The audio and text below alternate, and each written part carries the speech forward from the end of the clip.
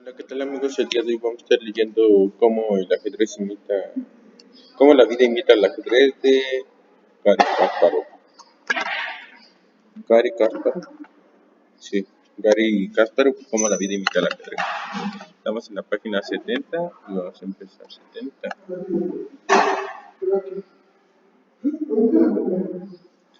Dos genios que representan dos modelos de vida supuestos. Los campeones del mundo a menudo van a pares. Es difícil pensar en el gran campeón cubano José Capablanca sin pensar al mismo tiempo en Alexander Alekhine. Capablanca se convirtió en el tercer campeón del mundo en 1921, tras una convincente victoria sobre un anciano Emanuel Lasker.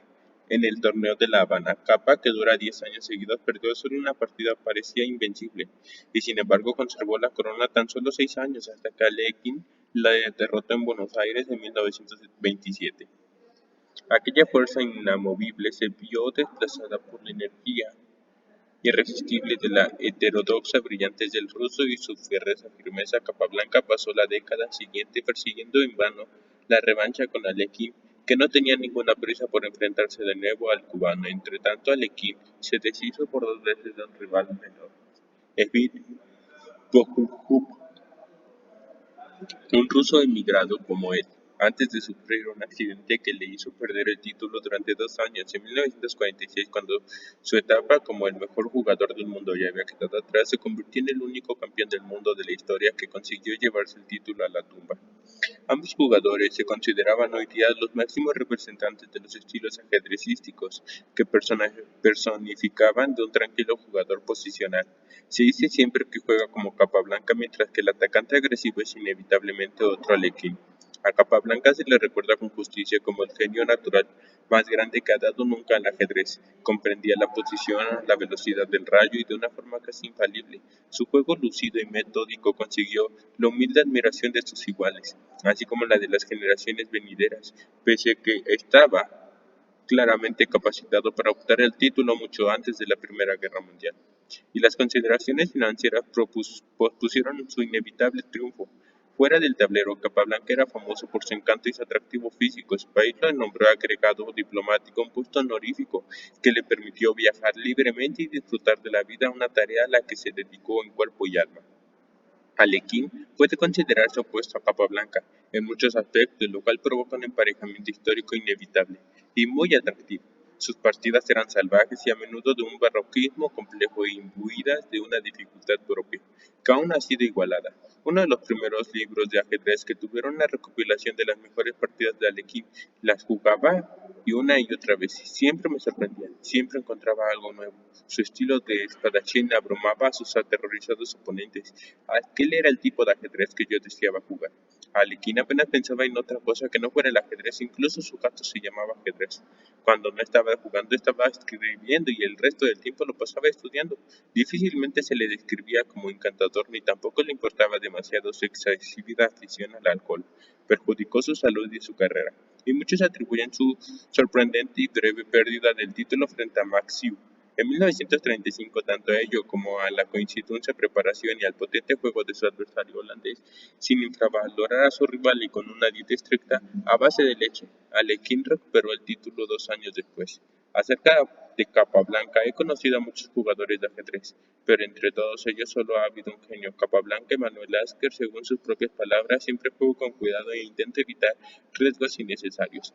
Considero que mi método es correcto, ya que ningún movimiento osado contrarresta la naturaleza esencial del ajedrez, que no consiste en una apuesta sino un combate puramente intelectual, gobernado de acuerdo con las estrictas normas de la lógica. Acerca de Alekhine, Alekhine es considerado en el mundo del ajedrez principalmente como un artista. La planificación profunda, la clarividencia en el cálculo y una imaginación inagotable son sus rasgos característicos. Mikhail Botvinnik, según sus propias palabras, para mí el ajedrez no es un juego sino un arte. Sí, y yo sumamos todas las responsabilidades que un arte impone a sus seguidores. 7. Preparación. Cuando un hombre tiene un don y no puede usarlo, ha fracasado. Thomas Wolfe. Como el árbol del proverbio que cae en el bosque sin que nadie lo oiga, el talento no sale a la luz, es como si no existiera. En tal caso difícilmente lamentamos su pérdida, sin embargo nos lamentamos por el talento que no se desarrolla por el talento que descubre. y luego se desperdician. Nuestros mayores elogios suelen ir dirigidos, por el contrario, a aquellos que han conseguido ir más allá del límite de sus capacidades innatas, a aquellos que han batido y han superado a rivales con mayores cualidades genéticas que ellos. Esa actitud siempre me ha parecido injusta, porque la capacidad para el esfuerzo no se considera un don natural.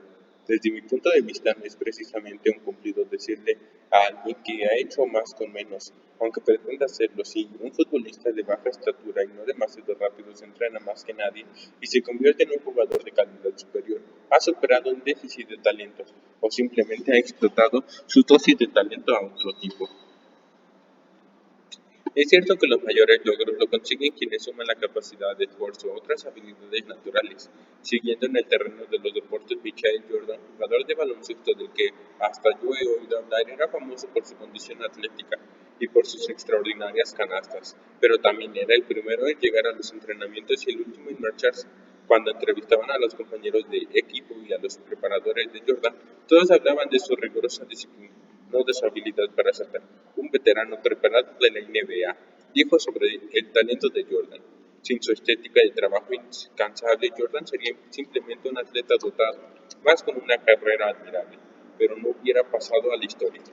Comparto esta opinión, pese a que, de nuevo, ese comentario suena como si la disciplina y la capacidad de trabajo de Jordan no fuera parte intrínseca de su talento. La habilidad de poner a prueba sus límites día tras día y hacerlos con eficacia no era tan visible como su capacidad física, pero era algo innato en Jordan, algo que él fomentó. A lo largo de mi carrera, he recibido cumplidos ambiguos sobre la intensidad y la amplitud de mi preparación ajedrecística. En la década de 1920, Alexander Alekhine trabajó más que nadie en la historia y cambió la cultura de aquel juego de caballeros. Sus esfuerzos provocaron que los rivales a quienes venció les tildara a menudo de obseso.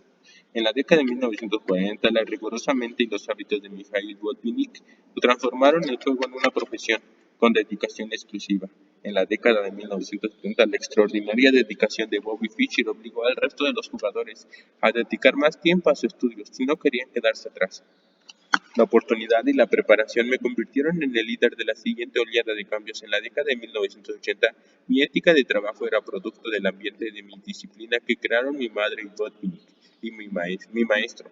Yo sentía un apetito insaciable por prepararme las aperturas que implican una combinación de investigación, creatividad y memorización. Estudié todas las últimas partidas de los grandes jugadores y tomé buena nota de sus innovaciones, para luego analizarlas e intentar mejorarlas. Para mí no consistía simplemente en imitarlas, consideraba los sistemas de apertura como un cauce para la creatividad. El dominio de la apertura siempre se ha considerado un signo de madurez. Sin embargo, yo no era más que un adolescente. Poco después de entrenar en el mundo del ajedrez internacional, empecé a oír rumores que atribuían a mi éxito a los concienzudos estudios de un equipo de soviéticos. En los años siguientes, aquello llegó a convertirse en una auténtica leyenda. Kasparov dispone de un equipo de grandes maestros que fabrican aperturas día y noche. Tienen un superordenador. Al cabo de un tiempo, aunque intenté verlo como un cumplido, empezó a molestarme que apareciera de forma recurrente en las entrevistas que me hacían. Como la mayoría de las leyendas urbanas, sin embargo, aquellos rumores tenían algo de cierto. Hace ya tiempo que los jugadores de élite trabajaban con ayudantes analíticos, llamados padrinos, como en la época de los duelos, sobre todo durante los torneos del Campeonato Mundial. Cuando dispuse de los recursos para ello, empecé a trabajar con un preparador a tiempo completo, y no solo antes y durante los torneos. En cuanto al ordenador, fui el primer ajedrecista que incorporó el análisis informático al entrenamiento y sistemático la utilización de programas de juegos y bases de datos. Y, aunque el tipo de PC que usaba era simplemente la mejor tecnología que mi primo Epigeni fue capaz de montar, nunca superó a ningún buen ordenador disponible en la tienda de la esquina. En lugar de escuchar lo que la gente decía sobre cómo conseguía vencerles, me concentré en los resultados. Mis métodos no le hubieran funcionado a todo el mundo, pero para mí fueron muy útiles. Cuando los críticos y los competidores no pueden igualar nuestros resultados, a menudo se dedican a denigrar nuestro método para conseguirlos. A los intuitivos y rápidos les llaman perezosos, a los que pasan la noche en vela trabajando les llaman obesos. Y aunque es obvio que escucharan la opinión de los demás, no es mala idea. No debemos fiarnos de las críticas cuando proviene de quien nos pisa los talones.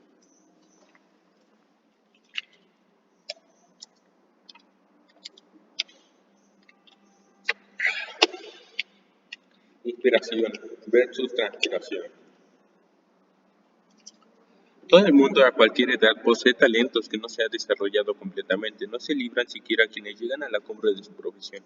El cubano José Raúl Capablanca estaba considerada como una máquina invencible.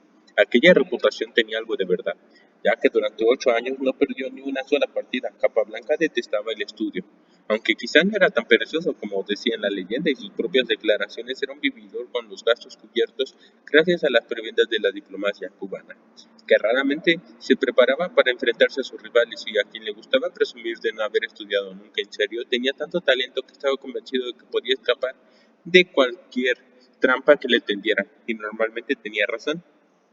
Cuando Capablanca le arrebató la corona a Manuel Lasker en 1921, la proclamación del nuevo campeón se consideró como el pago de una deuda largamente merecida. Un rey cuyo reinado podía durar décadas. Capa hacía que el ajedrez pareciera fácil y para él lo era, pero fiaba demasiado de su habilidad innata y solo retuvo el título durante 6 años. El Rosso Alaquín, un jugador con una dedicación fanática nunca vista, se lo arrebató con toda justicia, en una época en que el ajedrez aún se consideraba un juego de caballeros y muchos dudaban de que pudieran ser una profesión. Alekhine hizo del ajedrez su vida como nunca nadie lo había hecho. Se cuenta la anécdota de un patrocinador que invitó a Capablanca y Alekhine al teatro y luego comentó: Capablanca no dejó de mirar a las chicas del coro y Alekhine no levantó la vista de su ajedrez de bolsillo.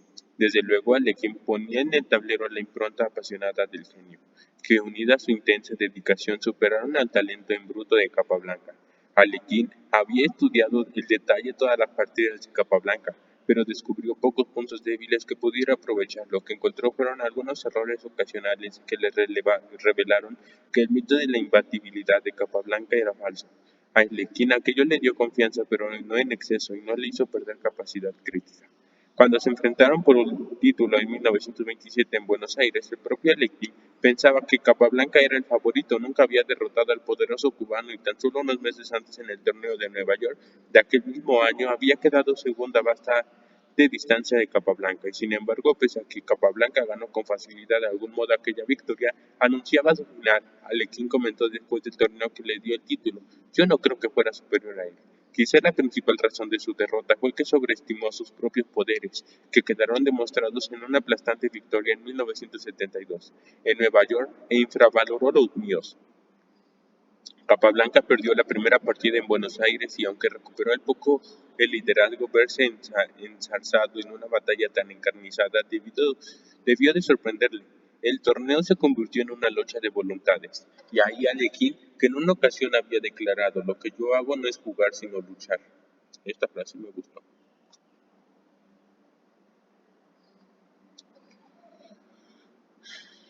Estaba en su elemento, la energía que le llevaba a prepararse durante 8 horas el día en principio, según sus propias palabras, no le permitía perder. Capablanca no estaba acostumbrado a un esfuerzo tan extenuante, y tras 34 partidas, un récord imbatido hasta que me enfrenté en 1984 a 1985 a Karpov, durante 48 partidas, finalmente cayó derrotado.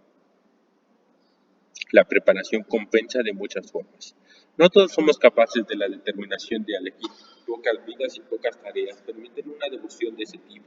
No se trata de convertirse en un fanático 24 horas, 7 días a la semana, contando cada minuto y cada segundo. La clave está en el autoconocimiento y la coherencia. El esfuerzo nos compensará, aunque no siempre de forma inmediata o tangible.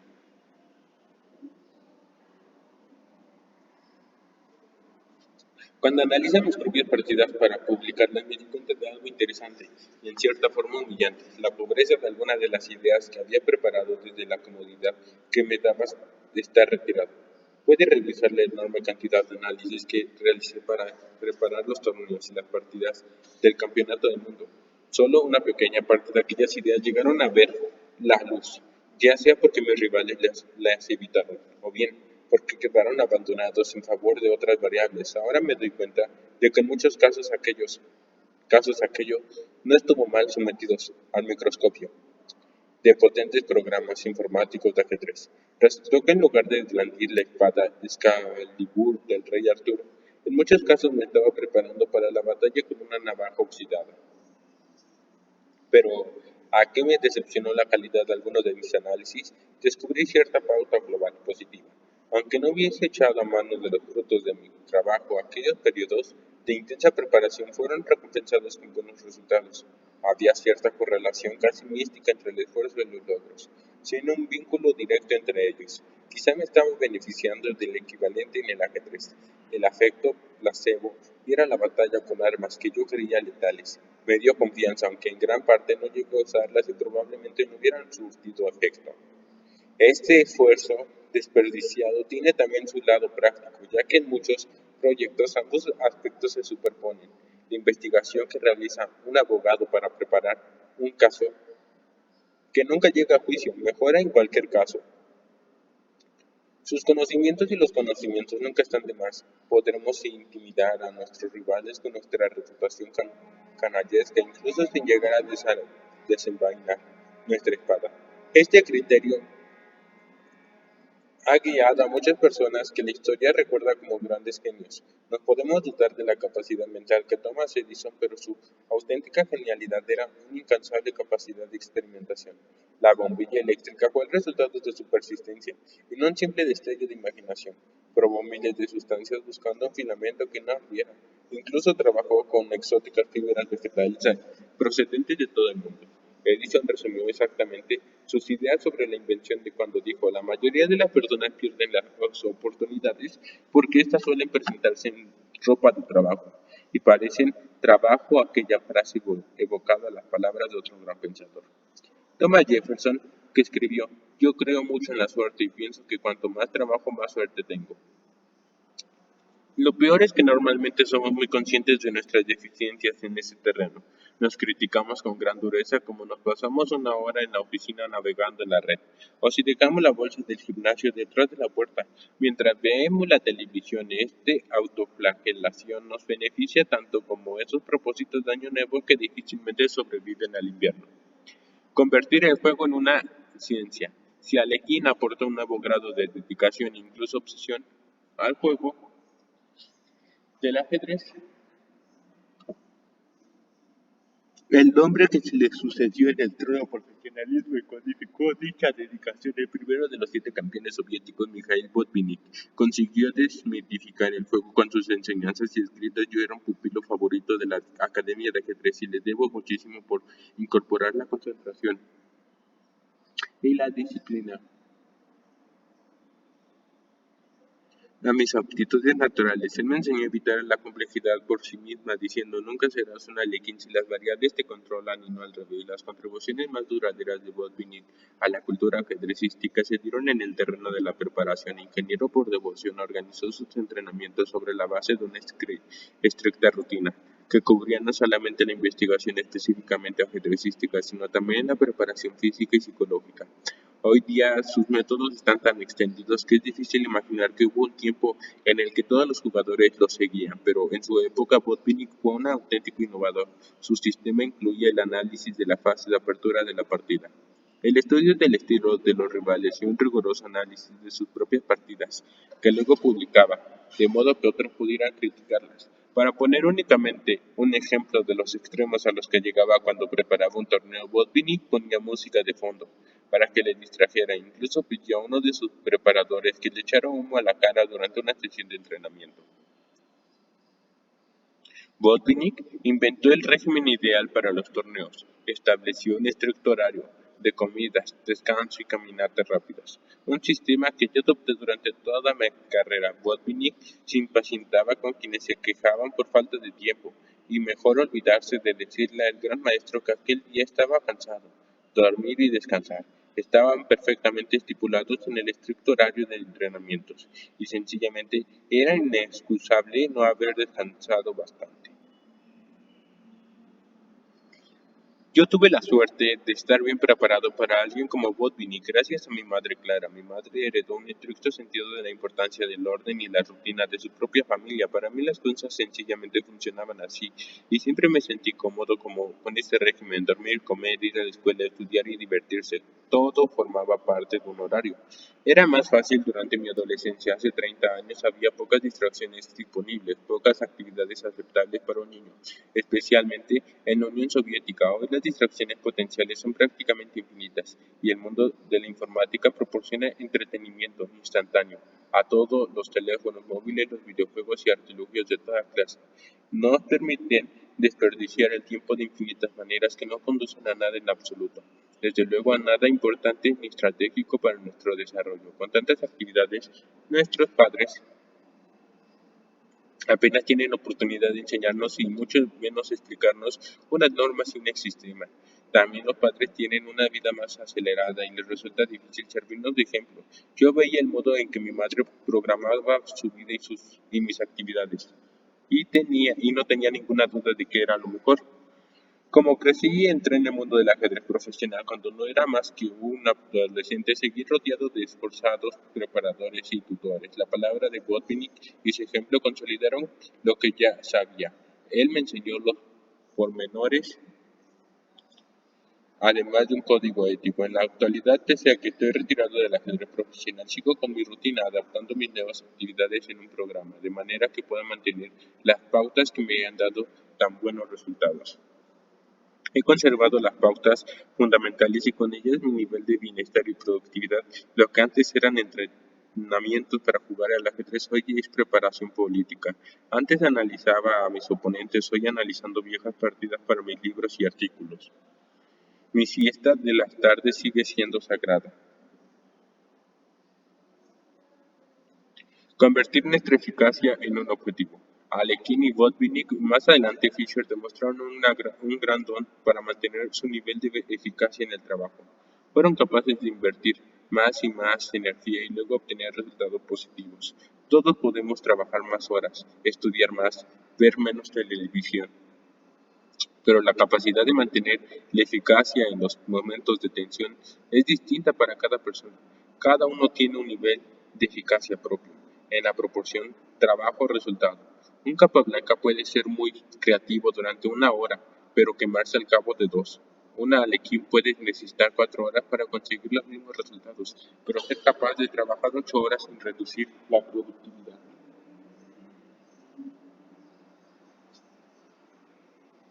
Es esencial saber qué nos motiva, encontrar el método de espoliarnos para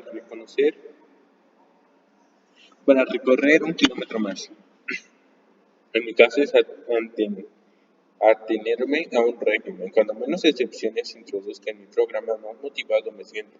También sé que necesito desafíos para no perder el interés en cuanto me parece que algo es repetitivo o fácil. Sé que ha llegado el momento de buscar otro objetivo que me dé energía. Otros usan mecanismos distintos como la competitividad, objetivos establecidos o incentivos. Anatoly Karpov no tenía una personalidad laboriosa por naturaleza, pero para el torneo contra Boris Spassky en 1974 entrenó entre 10 y 12 horas diarias. Karpov era extraordinariamente competitivo y su voluntad de ganar le expoliaba a esforzarse más. Obtuvo su recompensa y batió de forma convincente a Spassky. Si la disciplina no parece aburrida o incluso imposible en el acelerado mundo de hoy, debemos pararnos un momento a considerar qué aspectos de nuestra vida podemos programar con éxito para alcanzar la eficacia. Tener una buena ética de trabajo no significa ser fanático, significa ser consciente y luego pasar a la acción. Como hemos pasado las horas de vigilancia de hoy, de vigilia de hoy, de vigila de hoy, ¿cómo pasaremos las de mañana? Segunda parte. 8. Material, tiempo, calidad. La evaluación mejora el cálculo.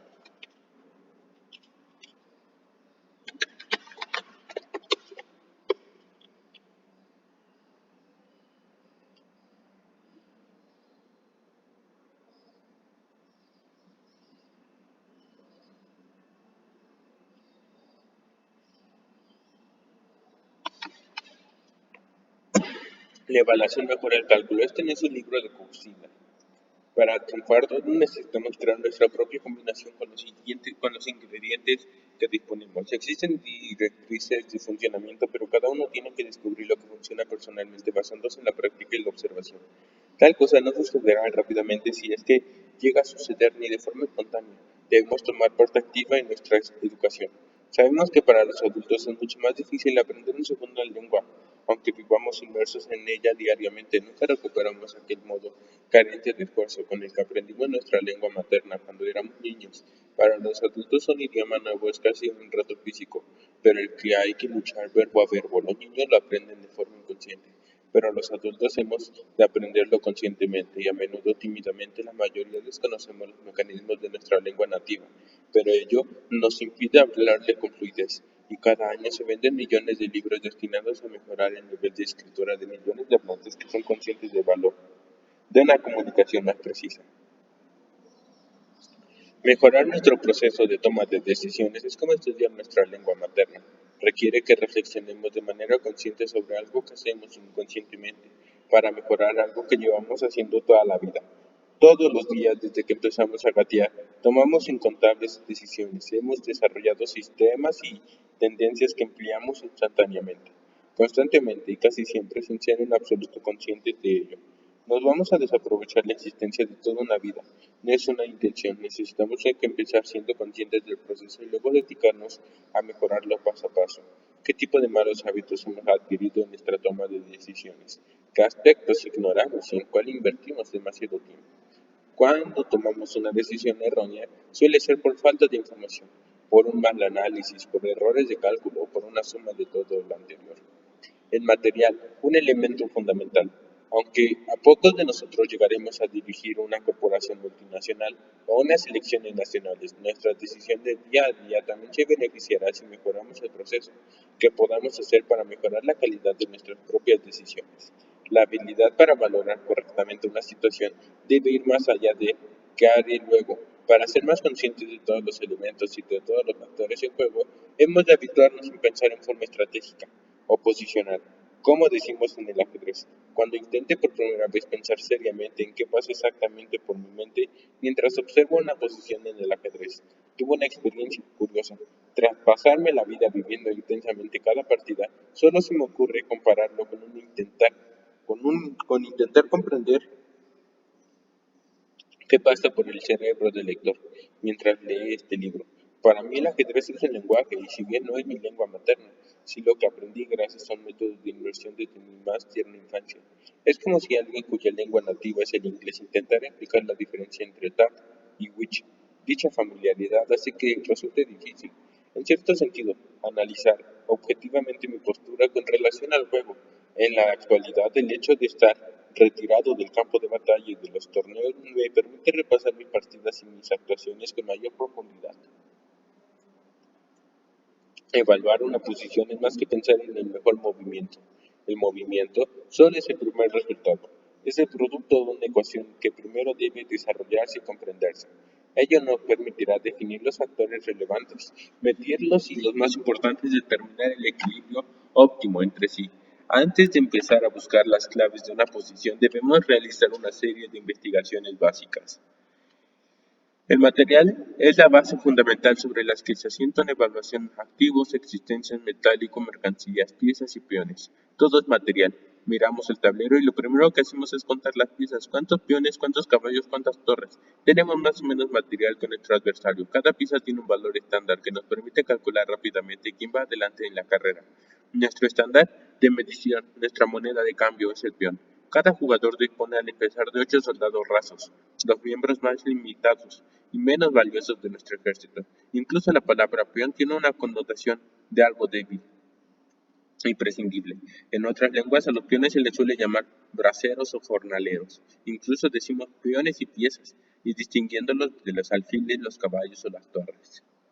Los peones valen todos igual y son un instrumento muy útiles. Decimos que los caballos y los alfiles valen por 3 peones, las torres valen por 5 peones y la reina por 9. El rey cuya captura finaliza la partida de forma inapelable es débil pero muy valioso, de manera que un principiante ha de salir del campo de batalla sabiendo que no debe ceder un caballo por un peón, ni una torre por un caballo.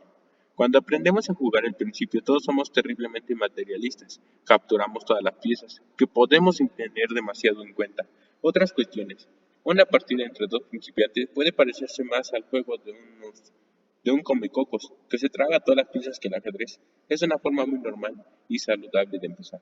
Conocer el valor de las piezas es una cosa, pero solo aprenderemos a base de experiencia. También en otros terrenos el material es en gran parte la medida objetiva de nuestro éxito o nuestro fracaso. No hay nada más básico que la comida, el agua y un techo. En la antigüedad las cosas valían exactamente lo que obteníamos.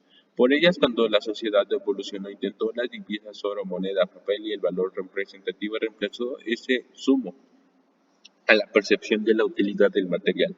Hoy día, la mayoría de nuestros activos tienen forma electrónica, como las participaciones en bonos o los depósitos bancarios. En la guerra se trata de quién tiene más soldados, más armamento, más barcos. En los negocios se trata de fábricas, empleados, existencias o efecto disponible. Tanto en el ajedrez como en los demás campos, pronto nos damos cuenta de que en la vida hay mucho más que material. Enfrentarse por primera vez a un jaque mate, aunque se disponga de mucha ventaja material, es una lección muy valiosa. El valor definitivo del rey está por encima de todo lo que hay en el tablero. Y así empieza a ajustarse nuestro sistema de valores. El material no lo es todo. Antes de pasar al siguiente factor de evaluación, deberíamos fijarnos en un elemento adicional, referido al material. A menudo creamos lazos personales con determinados recursos que no tienen nada que ver con su valor objetivo. Esas ataduras sentimentales pueden distorsionar considerablemente nuestra capacidad de evaluación, casi siempre de forma muy dañina. Cuando era niño, por razones de las que no consigo acordarme, mi pieza favorita era el alfil. Una vez jugué una partida curiosa contra un compañero de equipo mayor que yo, del Palacio de Pionero local, en la que yo solo tenía alfiles y mi rival solo caballos. Desde la primera partida que jugué siempre creí que el poder del alfil y evitaba intercambiarlo, con una costumbre que puede ser perjudicial. Otros principiantes pueden preferir la insólita capacidad de desplazamiento del caballo, o por el contrario, temerlo por ser la pieza más impredecible. Una parte importante del profundo análisis del juego de sus rivales de Mikhail Botvinnik consistía en descubrir esas predisposiciones. Desmenuzaba aquellas partidas buscando los errores de sus oponentes e intentaba clasificarlos de una forma que pudiera serle útil. En sus clases no decía claramente que el peor error es el error que te convierte en predecible. Es muy común que nuestros amigos, compañeros de trabajo y familiares conozcan nuestros malos hábitos, mucho mejor que nosotros mismos. Oírles comentar estos tics psicológicos pueden sorprendernos tanto como que nuestra pareja nos diga que roncamos cuando tomamos una decisión. Es poco probable que nuestros prejuicios y nuestras preferencias nos perjudiquen. Mientras seamos conscientes de ello y hagamos lo posible por neutralizarlas, la conciencia puede marcar la diferencia entre una preferencia inofensiva y una predisposición que provoca una pérdida peligrosa de la objetividad. El tiempo es oro.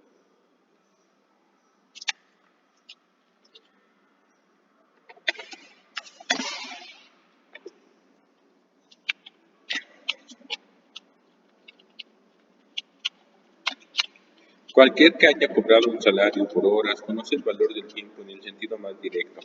Material, dinero, es intercambiar.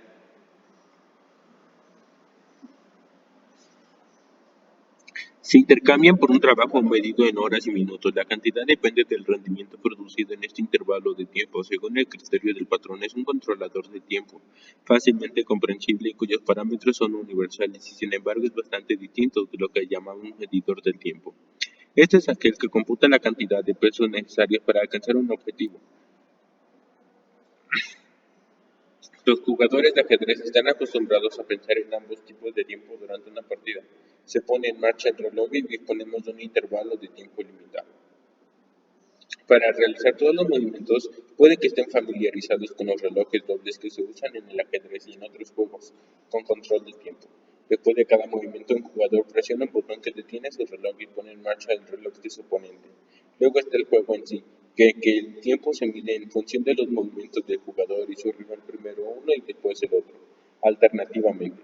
¿Cuántos movimientos son necesarios para ir del punto A al punto B? ¿Cuánto tardará mi ataque en llegar al objetivo? ¿Podré alcanzar mi objetivo antes de que mi oponente alcance el suyo? El ajedrez se basa en los turnos, no en el tiempo real. En teoría, todo lo que sucede en el tablero puede analizarse hasta en número de movimientos determinados, pero en realidad esto solo es posible en las posiciones más simples, cuando sobre el tablero apenas queda un puñado de piezas. Nuestros cálculos han de tener en cuenta los movimientos de nuestros adversarios. Es bastante sencillo averiguar cuántos movimientos serán necesarios para que determinen para que determinadas piezas lleguen a determinadas casillas. El problema es que el rival también se mueve y es poco probable que deje hacer exactamente lo que tú deseas. La demostración más sencilla del factor temporal en el ajedrez es la diferencia entre blancas y negras. Las blancas salen primero y cuentan desde el principio con un movimiento de ventaja. Históricamente, se ha debatido larga e inútilmente si la ventaja del primer movimiento garantizaría la victoria de las blancas, suponiendo que el juego de ambos jugadores fuera perfecto. Estamos tan lejos de la perfección que nunca encontraremos la forma de probar si eso es o no cierto. Sabemos que las blancas cuentan con una ventaja significativa, especialmente en el juego del élite. Es más probable que los aficionados cometan errores o movimientos inútiles, de forma que la estrecha ventaja de su único movimiento inicial raramente es un factor decisivo. Entre los profesionales, ir un movimiento por delante es un valor añadido, muy tangible. En un juego de mucha precisión, ese único movimiento permite que las blancas presionen y amenacen la posición de las negras. Las blancas actúan, las negras reaccionan. Las estadísticas confirman muy claramente el valor del primer movimiento. En el ámbito de los grandes maestros, las blancas consiguen la victoria en un 29% de los casos, las negras en un 18% y el 53% de las partidas terminan en tablas. Aunque parezca muy significativo, el tiempo es un factor dinámico que fluye en un sentido y en el contrario. Una ventaja temporal puede desaparecer si desperdiciamos un único movimiento, si desaprovechamos una oportunidad. Los mandos militares están acostumbrados a calibrar el tiempo de forma parecida a los jugadores de ajedrez, pero en el mundo real las cosas son mucho más dinámicas. La cantidad de movimientos que nosotros y nuestros enemigos podemos realizar al mismo tiempo es prácticamente ilimitada. En el campo de batalla o en cualquier parte del mundo se pueden producir de manera simultánea múltiples ataques y contraataques. El tiempo no se gana simplemente por movernos más a prisa o por tomar un atajo. El tiempo a menudo se intercambia por ventajas materiales. En el combate, una fuerza ligera y rápida puede maniobrar y vencer a un enemigo numéricamente superior. Un ejército menos numeroso puede vencer si consigue romper el flanco más débil de su enemigo. Tiempo por material es el primer intercambio compensatorio de nuestro sistema de evaluación.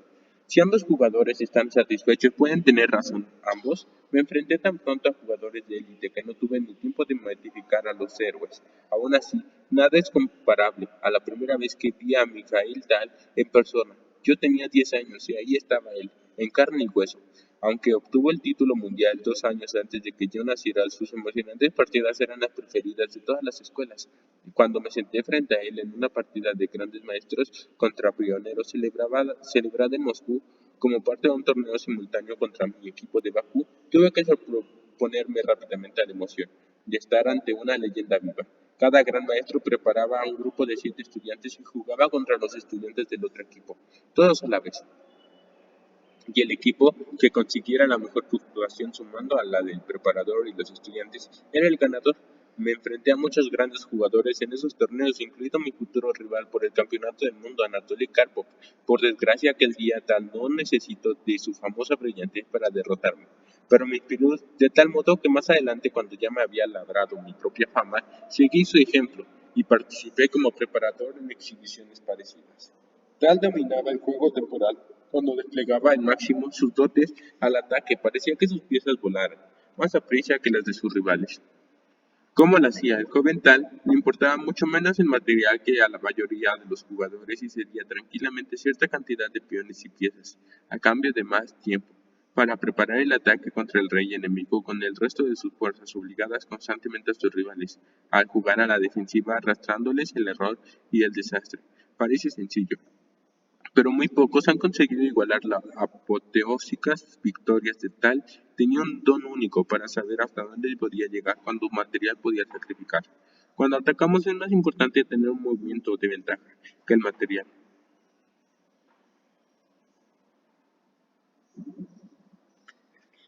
Que el material, pero qué cantidad de material y por cuánto tiempo. Un alfil vale unos 3 peones, pero cuando vale un movimiento o 2 movimientos, no existe una tabla para evaluar el tiempo. Hay que evaluar caso por caso. Preguntemos a un general si prefiere disponer de una compañía extra o de unos cuantos días más. En tiempo de paz, Seguramente escogerá a los hombres, pero en el fragor del combate el tiempo extra puede ser mucho más valioso. En el ajedrez hablamos de posiciones abiertas y posiciones cerradas. Si la situación está abierta significa campo abierto para nuestras piezas, juego dinámico de ataque y contraataque. Una posición cerrada normalmente significa una partida con maniobras lentas, algo así como el equivalente en el ajedrez a la guerra de trincheras. En una partida abierta el valor de un movimiento es mucho mayor que en una partida cerrada porque puede resultar mucho más dañino si la posición está bloqueada. Y hay poca actividad en conjunto, la velocidad no es tan necesaria.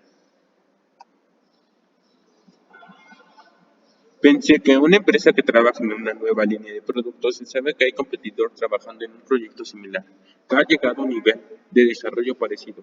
La compañía A debería apresurarse a colocar su producto en el mercado para neutralizar a la compañía B, o debería dedicar más dinero al desarrollo para intentar asegurarse de que su producto sea superior al de la compañía B.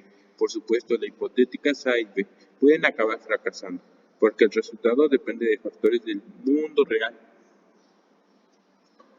¿A qué industria pertenece? ¿De qué clase de producto se trata? El tiempo siempre es un factor a tener en cuenta, pero sacar en el mercado medicamento para afecciones cardíacas no es lo mismo que intentar sacar una novedad a tiempo para las compras navideñas. Reconocer en qué tipo de situación nos encontramos es una parte crucial del proceso evaluativo. Antes de empezar a considerar las posibles compensaciones, debemos mirar detenidamente a nuestro alrededor. ¿Es el tiempo realmente esencial o sencillamente nos estamos impacientando? En situaciones sin importancia, constantemente tomamos decisiones de ese modo. Pagamos una cantidad extra para que nos envíen un pedido de Amazon.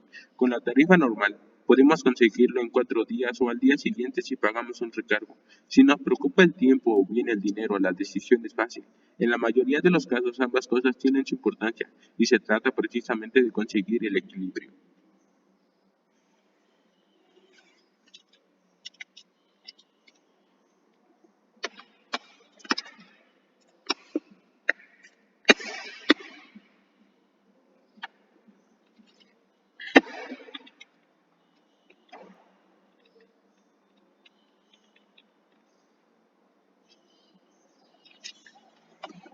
Mi tercer torneo para el Campeonato del Mundo contra Natalie Karpov es un claro ejemplo de esta batalla constante entre el tiempo y el material. Era la octava partida de nuestro enfrentamiento en 1986 que se jugó entre Londres y Leningrado. Como se llamaba San Petersburgo en aquella época, yo intentaba aventajarle y para conseguir la posibilidad de atacarle le ofrecí un peón a Karpov, pensando que 2 movimientos de ataque a su rey compensaban la pérdida de un peón. Karpov hizo el mismo cálculo y sacó una conclusión, que iba evidentemente a favor del peón, porque se lo llevó. Rápidamente mi estrategia de ataque empezó a funcionar a toda máquina, hasta que llegó el turno de que Karpov ofreciera su material para organizar la defensa de su rey. Dejó que capturara su torre con mi alfil, lo cual me daba una ligera ventaja material, pero a costa de abandonar el ataque y permitirle consolidar su defensa. Aquel fue mi ejemplo clásico de fluidez, de los factores material, tiempo, calidad. Material, tiempo, calidad. Yo cedí material para atacar a tiempo, y luego Karpov me devolvió el material a fin de ganar tiempo para defenderme. Yo no quise pasar tan rápidamente de prestamista a prestatario, y me vi obligado a declinar su oferta. Vale la pena señalar que Karpov hubiese aceptado con seguridad el material de haber estado en una posición opuesta. Conseguir la torre le garantizaba una ligera ventaja. Carente de riesgos, exactamente la clase de posición que le gustaba a Karpov. Yo ignoré a la torre y en su lugar seguí jugando peón a peón, buscando una manera de atravesar sus líneas. Al cabo de unos minutos cedí otro peón para continuar atacando, aunque aquella pérdida mermara la posibilidad de éxito del ataque. Como suele pasar a menudo, la ventaja temporal significa presiones y amenazas que obligan a reaccionar al rival y se traducen en un mayor control del tiempo. Karpov tuvo que invertir mucho tiempo para encontrar un camino entre todos los peligros que acechaban a su rey, movimiento tras movimiento. Cuando aún quedaban 10 movimientos para que nuestros relojes no concedieran tiempo extra, Karpov agotó su tiempo, un acontecimiento prácticamente sin precedentes, ni siquiera en una trayectoria profesional tan larga como la suya. En aquel momento, yo también ganaba sobre el tablero de manera que no me sentía en absoluto culpable por obtener la victoria gracias a una penalización temporal. La partida sirve de ejemplo perfecto a mi filosofía, que prefiere el tiempo al material y favorece los factores dinámicos sobre los estáticos. Estas preferencias evaluativas forman parte del estilo de cada uno y no son necesariamente inferiores o superiores a otras, solo distintas. Karpov perdió aquella partida. Significa eso, que se equivocó al evaluar la posición. Yo tenía razón y él se equivocó. Él perdió y yo gané. En absoluto, él fue fiel a su estilo, y ni su evaluación ni su posición estuvieron objetivamente perdidas hasta el final, cuando un problema de tiempo precipitó su derrota. Factores a largo plazo versus factores dinámicos. La evaluación de una posición es mucho más que contar las piezas y los movimientos. El valor de las piezas fluctúa dependiendo de la posición y puede cambiar después de cada turno. Eso es igualmente cierto en cuanto al valor de un movimiento, a menos que creamos que los caballos de tal realmente eran más rápidos. El material es un punto de referencia fundamental. El tiempo de movimiento y acción, para entenderlo y utilizarlo correctamente. Ambos han de estar gobernados por un tercer elemento, la calidad. Disponemos de innumerables ejemplos que demuestran que existe el dinero bueno y el dinero malo, e incluso tiempo cualitativo. En ajedrez hablamos de un caballo débil o de un peón especialmente poderoso, como si su valor cambiara en función del emplazamiento y de otros factores, cosa que es totalmente cierta. Un caballo colocado en el centro del tablero desde donde controla más territorio puede sumarse a la batalla. En cualquier zona de combate es casi siempre más valioso que uno que esté en un extremo, un concepto inmortalizado en la vieja máxima de ajedrez. El Knight on the Rim is dim, un caballo en un extremo es débil. Un caballo en un extremo es débil. En el campo de batalla real, el valor del territorio no es idéntico. A lo largo de la historia, los ejércitos han intentado conquistar la mayor cantidad de terreno disponible, primero colocando arqueros en las zonas elevadas y más adelante con la artillería, que podía disparar más lejos y permitir a los mandos controlar el desarrollo de las batallas. Los satélites y el dominio del aire han cambiado estas viejas ecuaciones en muchos aspectos, pero sigue siendo cierto que el reemplazamiento de nuestro ejército puede ser tan importante como la cantidad de efectivos del rival. El emplazamiento facilita o limita la efectividad, que es lo que realmente estamos buscando. Incluso el emplazamiento depende de otros factores, como la propia naturaleza de las tropas. Para ampliar este ejemplo, me olvidaré de mi partida y me fijaré en la de mi hijo, un juego de ordenador llamado Warcraft. En este popular juego, uno está al mando de un numeroso ejército cuyas unidades tienen características distintas. Nuestras tropas pueden ser elfos o trolls, magos o goblins, o cada uno con sus propias ventajas y desventajas. Warcraft es un juego en tiempo real, no basado en los turnos como el ajedrez. Existe un auténtico factor tiempo que el jugador debe equilibrar con su fuerza material. Hay más de 8.5 millones de jugadores de la nueva versión online de Warcraft. Por otro lado, al contrario que el ajedrez, uno construye sus propias fuerzas y por lo tanto controla las características de su ejército. Queremos arqueros de larga distancia o caballeros con armaduras pesadas. Una vez al mando de nuestro ejército, hay que adaptar las fuerzas del terreno para aumentar nuestro poderío. Si no tenemos armas de larga distancia y nuestro rival sí las tiene, dominar las zonas elevadas tiene mucho menos sentido que quedarse a cubierto en el bosque. El Warcraft está basado en el concepto MTC. Uno acumula recursos básicos como madera y metal para construir un imperio, y sus tropas de dicha inversión nos proporcionan efectivos más rápidos y mejor preparados. Se trata sobre todo de juegos de gestión de los recursos, así como de estrategia y tácticas. Debemos tener en cuenta desde el soldado individual y el batallón hasta cubrir todo el campo de batalla y la totalidad de conflicto, haciendo nuestro análisis cada vez más multidimensional.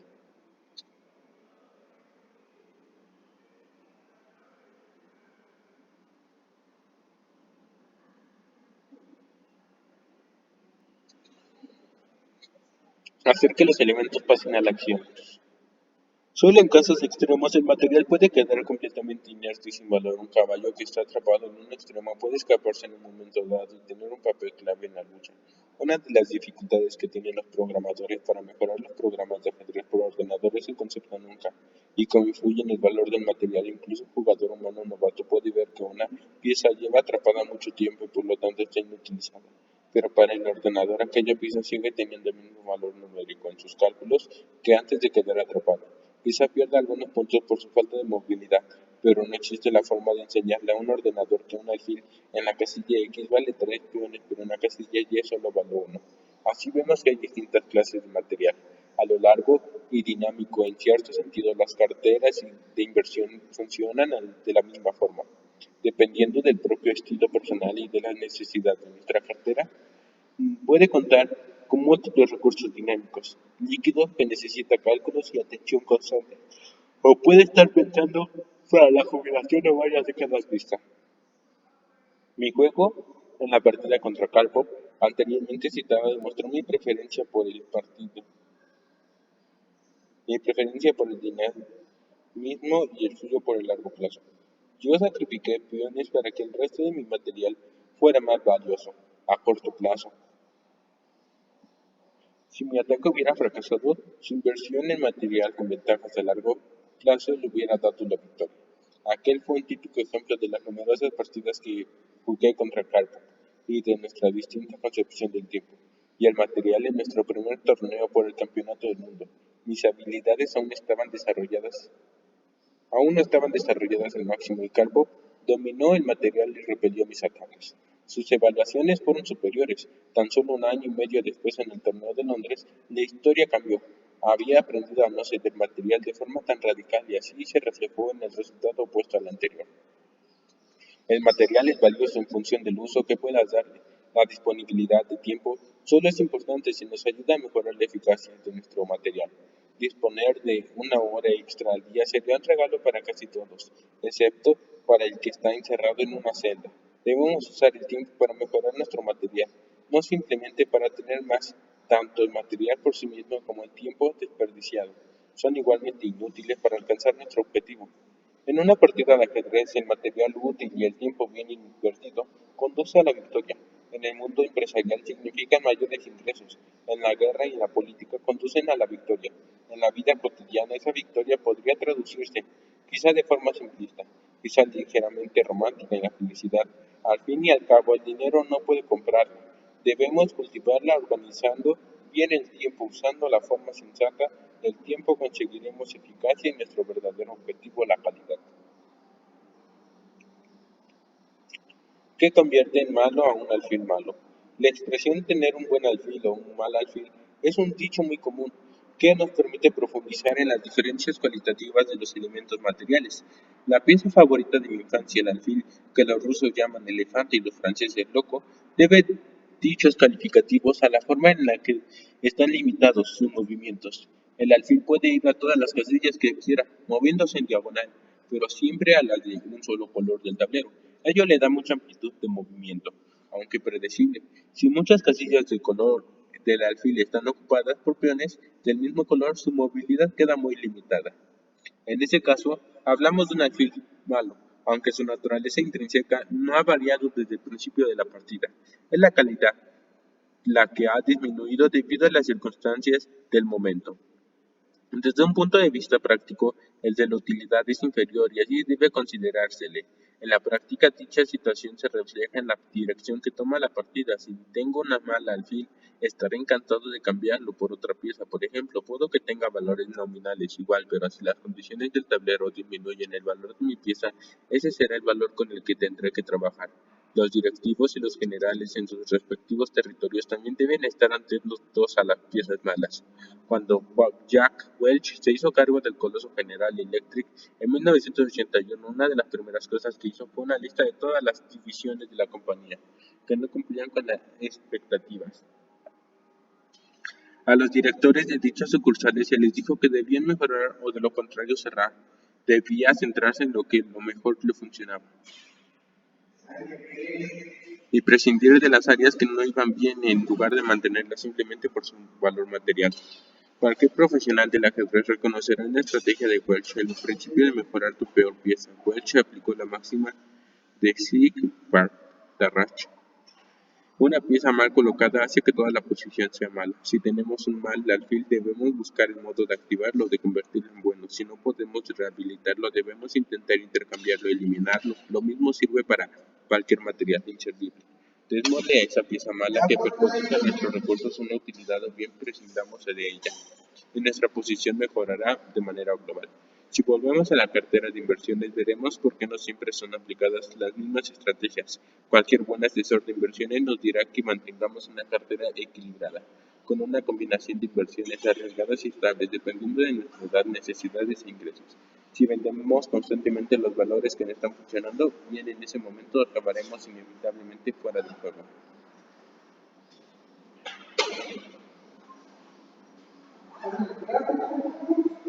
¿Eh?